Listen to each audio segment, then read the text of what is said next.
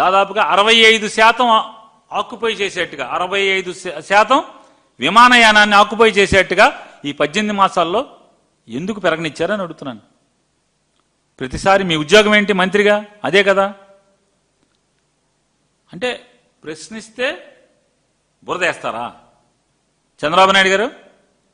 ఈ రాష్ట్రంలో అంటే వైఎస్ఆర్ కాంగ్రెస్ పార్టీ ఓడి ఎవడన్నా సానుభూతి పరుడు ఉంటే ఆడి రాష్ట్ర ప్రజలు కాదా అని అడుగుతున్నాను. మేము ఈ రాష్ట్రం ప్రజలు కాదా? మేము ఈ దేశంలో పౌరులం కాదా? మేము తప్పు జరిగితే ప్రభుత్వంలో పనిచేస్తున్నాడు, ప్రమాణం చేసినాడు, బాధ్యత మరిచి లాలూచీ పడి తప్పుడు పనులు చేస్తే ప్రశ్నిస్తామా? ప్రశ్నించమా?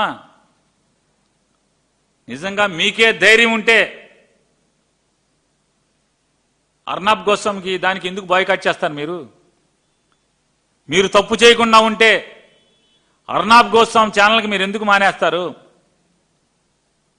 ఎందుకు మానేశారని అడుగుతున్నాను.